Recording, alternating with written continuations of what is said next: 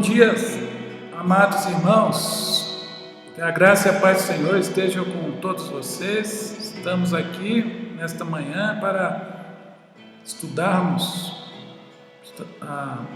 mais uma lição. Estamos lembrando agora que nós já estamos indo para a terceira revista da Escola Dominical, que é Legados de Fé, Antigo Testamento.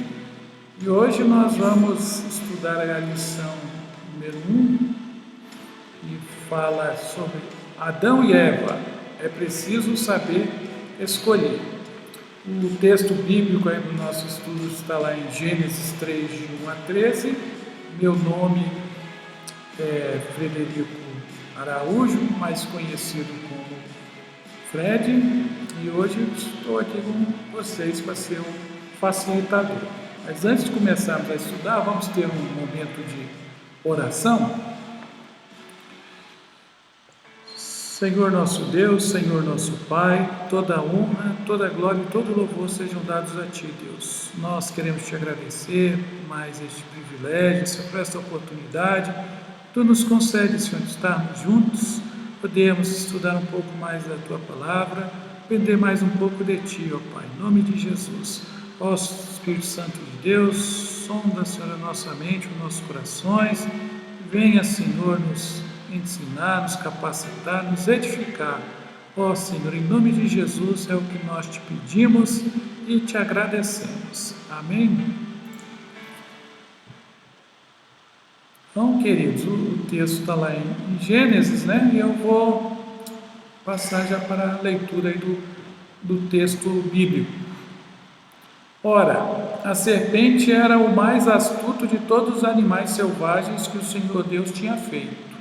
E ela perguntou à mulher: foi isto mesmo que Deus disse?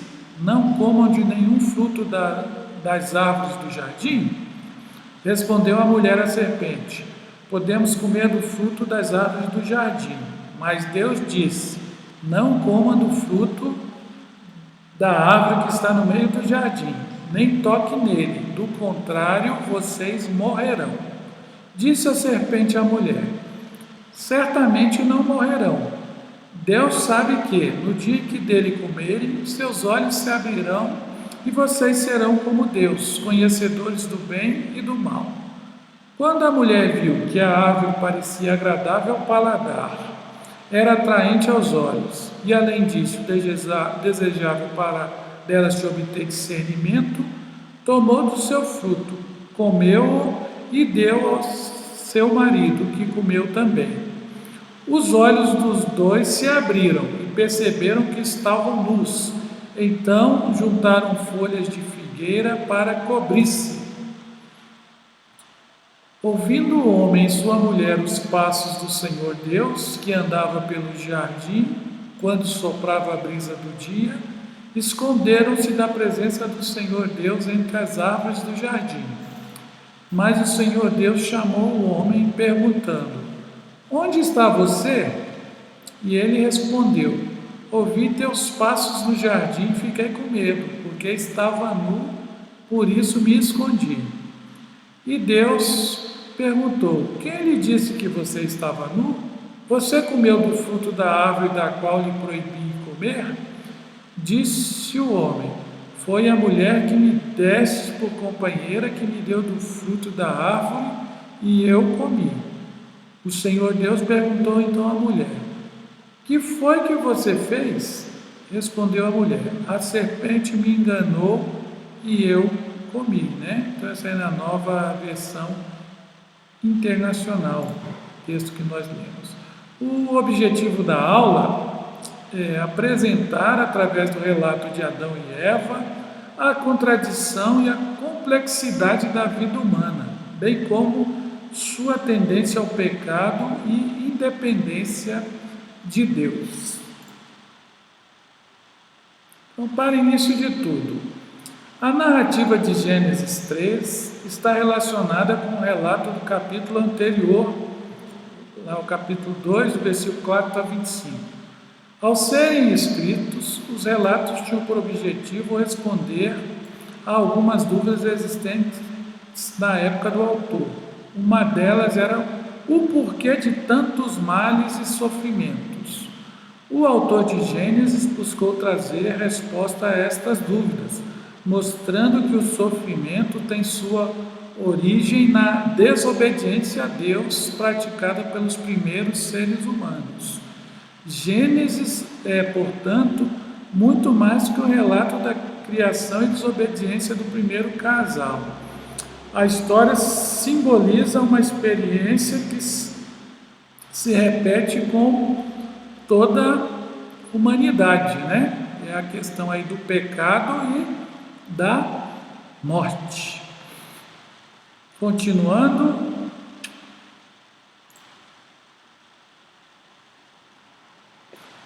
a narrativa bíblica dos capítulos 1 a 3 de Gênesis nos coloca a par dos propósitos de Deus para a humanidade. Ao serem criados por Deus, homem e mulher foram abençoados para viverem uma vida tranquila na presença do Criador. O sofrimento humano não fazia parte do projeto, mas quando o primeiro casal da terra pecou, desobedecendo a Deus e comendo do fruto proibido, está lá em Gênesis 3, 6 a 7, o distanciamento de Deus e os sofrimentos surgiram como consequências desse pecado. O propósito de Deus para a humanidade era a vida, mas com a desobediência à ordem divina, o pecado e a morte entraram no mundo, né? Romanos 5,12 também nos fala a respeito disso aí. Deus deu uma ordem específica: de toda a árvore do jardim comerás livremente, mas da árvore do conhecimento do bem e do mal não comerás, porque no dia em que dela comeres, certamente morrerás. Isso aí está lá em Gênesis 2, 16 e 17, essa ordem específica aí de Deus. Interessante observar que, embora Deus tenha ordenado, Ele também anunciou a consequência da desobediência, de tal forma que o homem sabia deste fato. Na ordem do relato bíblico, a mulher não havia sido criada, embora tivesse conhecimento da ordem quando foi tentada, né? Nós até lemos lá que quando a serpente pergunta, a mulher fala, não, a gente pode comer, só não podemos comer da árvore que está no meio do jardim. Quando tentados pela serpente, o homem e a mulher cederam. No diálogo entre Eva e a serpente se revelou a raiz do erro. Primeiro, a relativização da palavra de Deus. A serpente põe em dúvida o que Deus havia dito e ainda as intenções de Deus. Em segundo, a sedução pelo poder. Sereis como Deus, né? E aqui é interessante, né, a gente notar que muitas vezes a gente tem esses pensamentos na nossa mente, a gente às vezes está perto aí de pecar, a gente pensa assim, que Deus é Pai, que Deus é bom, né? Tem um ditado popular que fala que Deus é Pai e não é padrasto, né? Achando que Deus vai consentir com o nosso pecado, mas na palavra diz assim: considerai a bondade e a severidade de Deus. Então, Deus é bom? Deus é bom. Deus é severo? Deus é severo. Então, o jeito que a gente vai lidar com Deus vai depender do jeito da gente obedecer ou não, né? Para os que obedecem, está a sua bondade. Agora, para os que desobedecem, a sua severidade. A doutrina do pecado original ensina que a desobediência a Deus, como característica humana, traz consequências desastrosas, conflitos, desarmonia, mal-estar e morte. Vemos isso no relato bíblico. Antes do pecado, entrar no coração humano, o homem e a mulher viviam harmoniosamente sob os vários aspectos, né? E aqui até eu gostaria de destacar alguma coisa aí em relação ao homem, né? Que fala, o homem foi criado conforme a imagem e semelhança de Deus. O Adão foi chamado de filho de Deus, está lá em Lucas 3,38, quando fala da genealogia, fala que Adão era filho de Deus, né? Ele tinha comunhão com Deus, quer dizer, todos os dias, né, ele tinha essa comunhão com Deus. Ele foi coroado de glória e honra. Lá o Salmo 8 fala, né, às vezes da criação do homem, né, que Deus criou, né, uma forma maravilhosa, acima até dos anjos, né? Como diz aí, a coroa da criação. Foi abençoado por Deus, né? Ele tinha o livre-arbítrio, o poder de escolha, e foi investido também de autoridade, né? Que Deus deu autoridade para ele dominar sobre todas as coisas, né? E também a gente aqui gostaria de destacar que Deus colocou o homem no jardim, mas deu também ele a responsabilidade, né? Ele tinha basicamente 3 responsabilidades: obedecer a Deus, no caso, para não comer do fruto lá, tinha que frutificar e encher a terra, né? Crescer e multiplicar, e tinha também que lavrar e guardar o jardim, que está lá em Gênesis 2:15, né? Quer dizer, o homem tinha que trabalhar e guardar. Interessante essa palavra, guardar de quê, né? Porque naquela época só tinha o homem, né? Mas Deus já estava falando para o homem, você guarda porque tem o inimigo, ele anda aí ao derredor. Nas relações interpessoais, isto é, entre homem e mulher, pois não havia culpa nem vergonha, né? Eles viviam ali numa boa, nus, e para eles não tinham nada disso importava. Nas relações com o meio ambiente, isto é, entre o ser humano, os animais e a natureza. O biblista Milton Schwantz, ao falar desta harmonia, declara: em Gênesis 1, a pessoa está integrada a seu ambiente, a solidariedade entre pessoas e animais. As pessoas são tão amigas dos animais e foram criadas no mesmo dia em irmandade. Juntinho à mulher e ao homem foram feitos leões, jacarés. Aparece aí uma integração da criação, né? Então havia esta harmonia, como diz, do homem com a natureza, com a criação. E na relação com o Criador também, né? Deus se agradou do ser humano que formou, preocupou-se em dar-lhe uma auxiliadora que lhe fosse idônea, com a intenção de vê-lo bem e feliz, e comunicava-se com eles, né, diariamente aí, né, na viração do dia. Porém, após a queda, o sofrimento e os outros males, antes inexistentes, passaram a afetar a vida humana. Surge então a vergonha, o medo e a culpa, as dores, a fadiga, o cansaço. Ao ser confrontado por Deus, Adão responsabilizou Eva e indiretamente quis culpar o próprio Deus, já que ele a havia criado, né? Quando Deus pergunta, Adão fala: a mulher que tu me deste, né? Por sua vez, Eva culpou a serpente, que muito astuta saiu de cena. E de que foi então a culpa? O texto de Gênesis 3:1-17 não usa nomes próprios ao se referir ao homem e à mulher, que só aparecem a partir do verso 17, sugerindo assim que essa história não é específica de Adão e Eva, mas de toda a humanidade.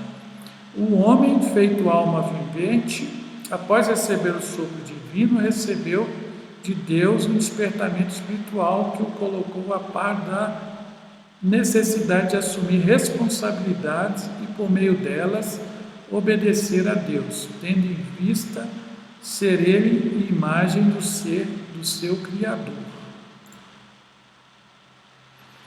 Foi então lhe dada uma ordem divina pela qual viver: comerás livremente e não comerás, conforme Gênesis 2, 16 e 17, sendo, portanto, desafiado a estabelecer um padrão de vida e mantê-lo.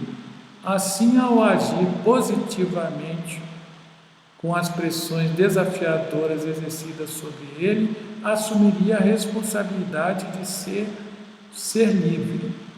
Ao dar ao homem uma ordem pela qual conduzir sua vida, Deus estava lhe dando também direitos de responder a elas com um sim ou não. A ordem se estende a Eva, sendo ambos tratados por Deus como pessoas responsáveis, e a árvore do conhecimento que estava no meio do jardim se tornava símbolo de liberdade. É você quem decide e escolhe o seu caminho, né? E interessante que essa é a história, né, que Deus coloca para nós hoje também, né? Deus nos deu esse poder de escolhermos, né? Isso é uma bênção, esse livre-arbítrio, né? Mas quero falar para vocês que a gente é livre para escolher, mas nós somos escravos da nossa escolha. E Deus é tão maravilhoso que Ele fala para o homem que existem apenas dois caminhos: o caminho da vida, ou o caminho da morte, ou o caminho da bênção, ou o caminho da maldição. Deus deixa isso claro, fala, existem esses dois caminhos, e Deus, na sua misericórdia, Ele fala assim: escolhe, pois, o caminho da vida e da bênção. Deus nos orienta nisso, mas, como diz, a escolha é nossa, a gente que tem que escolher, e estamos vinculados à nossa escolha. Palavra que ilumina a vida. Observando as atitudes desse primeiro casal, vemos o quanto o pecado nos afeta quando cedemos a ele, e diante da liberdade adquirida, a dificuldade humana em assumir a responsabilidade de suas escolhas. Assim, o pecado revela o que há no coração do homem. Então, primeira coisa, dificuldade de arrependimento, né? As estratégias tomadas por Adão e Eva de esquivar-se de sua culpa refletem uma prática de toda a humanidade. Diante dos nossos erros, estamos sempre a procurar alguém para culpar. O ato de lançarmos a culpa no diabo pelos problemas que nos afligem reforça isso. A Bíblia não nega a ação demoníaca com a finalidade de fazer o ser humano se desviar da vontade de Deus e sofrer. Contudo, é preciso ter a consciência da nossa própria responsabilidade, pois esta postura é o primeiro passo para a superação do pecado e do mal, né? Como diz a palavra mesmo, fala que nós somos, Deus não tenta ninguém, nós somos tentados pelo nosso desejo. Isso já está no nosso coração. O que o Satanás faz é, como diz, despertar mais esse desejo, né? Mas, como diz Deus lá, como diz até a Caim, né? Fala, o pecado jaz à porta, cumpre a você dominá-lo. Então, Deus fala que, quer dizer, às vezes só podemos ser tentados, tem muitas coisas, mas Deus fala, cabe a você, a responsabilidade de escolher a coisa certa é sua. Jesus nos mostrou que diante das tentações é preciso resistir e não ceder. Paulo adverte, todas as coisas são lícitas, mas nem todas convêm. Todas são lícitas, mas nem todas edificam. E ainda, julgai todas as coisas, retende o que é bom, considerando que Deus nos deu capacidade para tomar decisões. Não só nos deu capacidade, como a palavra diz que Deus, Ele nos ajuda e também nos dá força para a gente suportar as tentações. 2. O desejo humano de querer ser mais e querer ser grande. Relativizar a palavra de Deus e duvidar de suas boas intenções para conosco estão na raiz da tentação. No entanto, a artimanha da serpente só surtiu efeito porque há no coração humano um desejo de ser grande, Se falei de ser grande, eu gostaria de falar do desejo de ser, nós temos o desejo de sermos independentes, não depender de ninguém, nem de Deus. Robert Oppenheimer, físico nuclear, após presenciar os primeiros testes com a bomba atômica, afirmou: sabíamos que o mundo jamais seria o mesmo.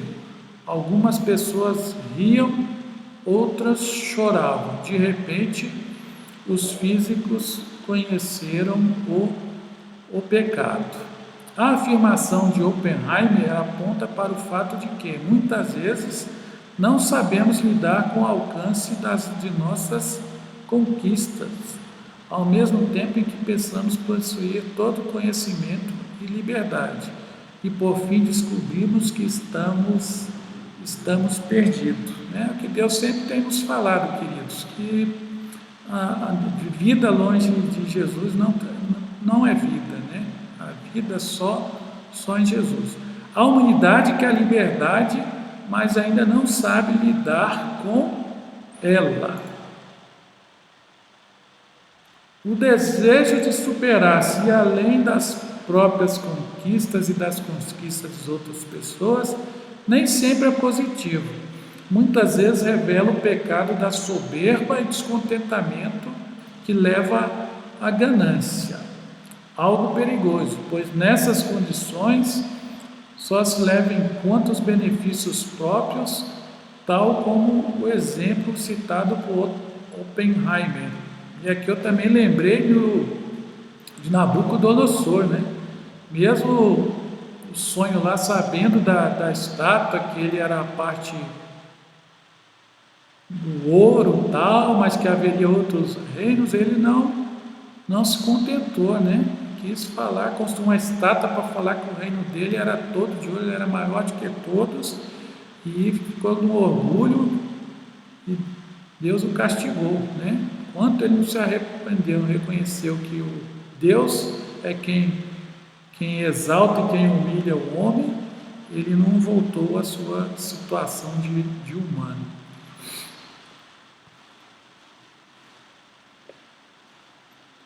Muitas vezes não percebemos o quanto o nosso projeto prejudicam outras pessoas e nos afastam de Deus e de sua palavra. No seu amor, Deus não desiste da humanidade, mas muitas vezes e de muitas maneiras se aproxima do ser humano, mostrando compaixão e buscando ter aliança. Isso é verdade, O homem quer, às vezes, como diz, chegar ao céu, construir a torre de Babel com seus recursos próprios, mas não tem como. A gente é totalmente dependente de Deus, e glória a Deus por isso, Finalmente, ele entrega seu próprio Filho Jesus para a nossa redenção, e conforme sua palavra, quem nele crê não sofrerá condenação.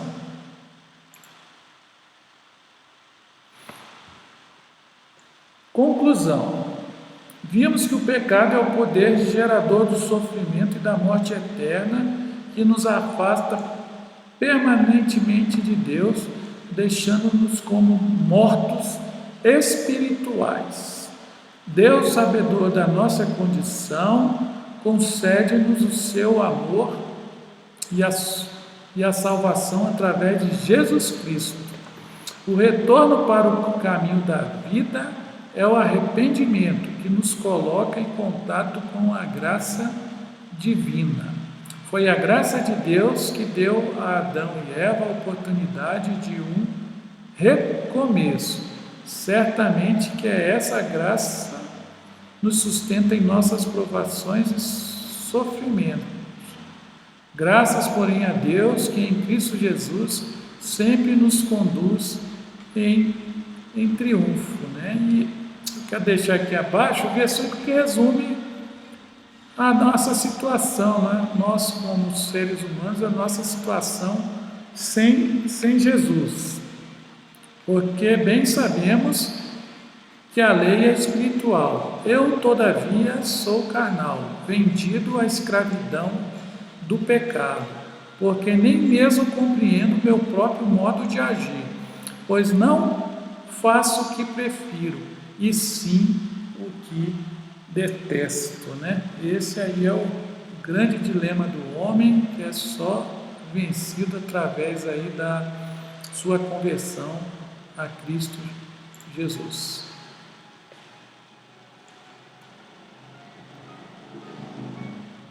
Para refletir, aceitar Jesus como Senhor e Salvador nos isenta de pecar? Como eu falei anteriormente, né? Jesus é a solução para a condenação do homem, mas nós que aceitamos a Jesus, isso nos isenta de pecar? Reflita nisso aí, o que é que você acha?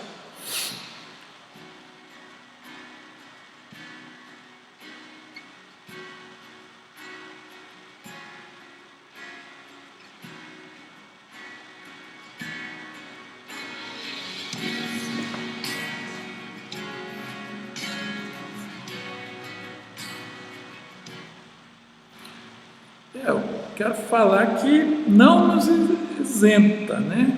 Muda a nossa vida, mas não nos isenta. Antes de conhecermos a Jesus, quer dizer, a gente vivia aí na prática do pecado, né? Na prática da iniquidade.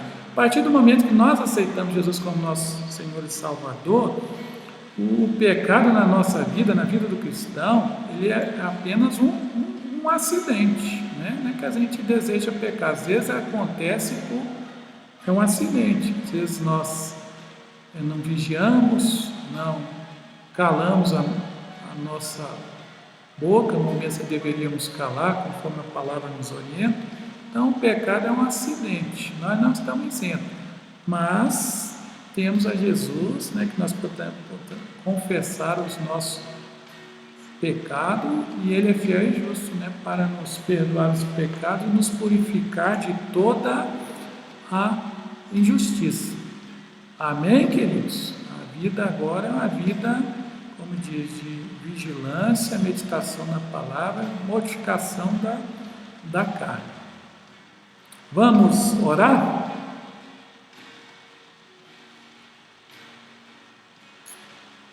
Senhor nosso Deus, Senhor nosso Pai, toda a honra, toda a glória e todo o louvor sejam dados a Ti, ó Deus.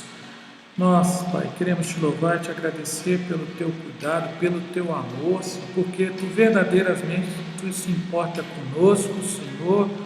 Tu, Senhor, desejas, Senhor, que nós sejamos salvos e cheguemos ao pleno conhecimento da verdade, ó Deus. Obrigado, Senhor, por Jesus Cristo, Senhor, pelo sacrifício, Senhor, que nos lava, nos purifica, Senhor, nos santifica. Permite, Senhor, que tenhamos comunhão contigo, ó Deus.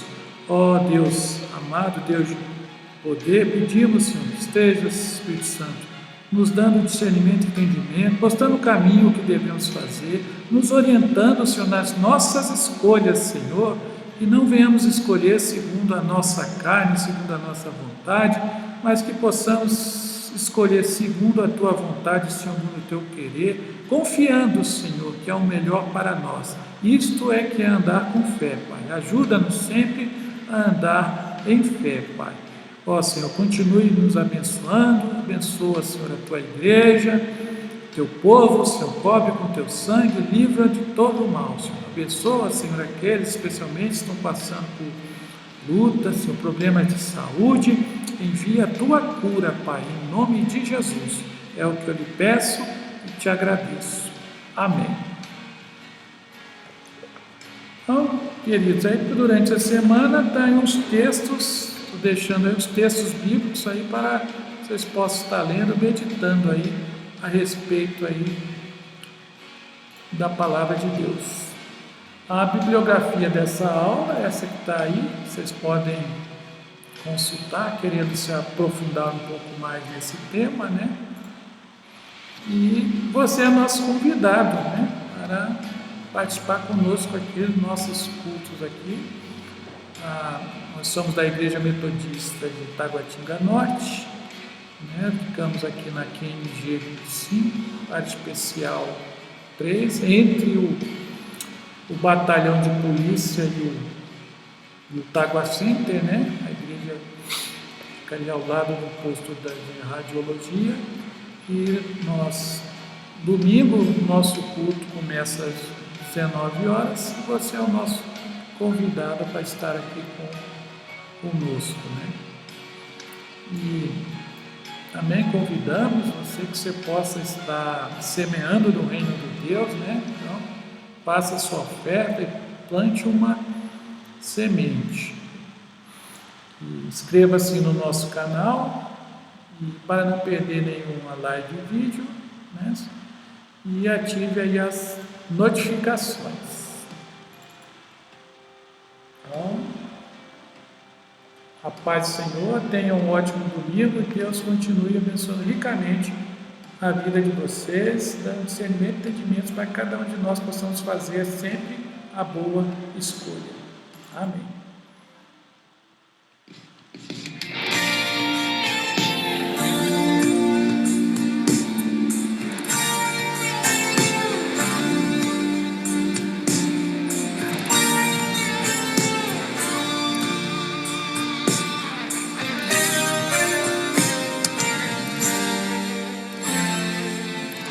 Antes da cruz estava condenado, eu carregava o peso do pecado, até que Deus me concedeu a chance de ser regenerado. Antes da cruz estava separado, o véu ainda não tinha se rasgado. De um lado eu, do outro Deus, mas pela cruz fomos aproximados. Depois da cruz do Salvador, mudou a história de um pecador que era eu.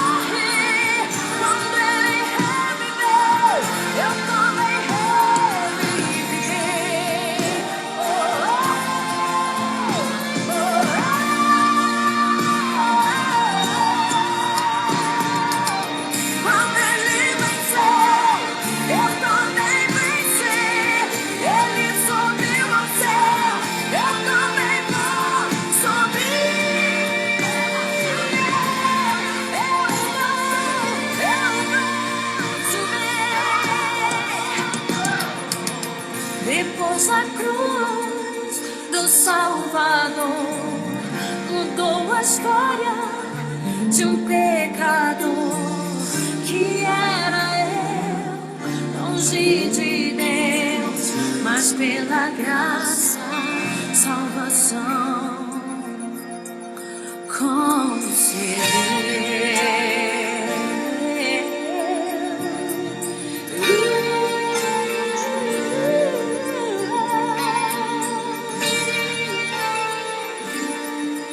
Depois da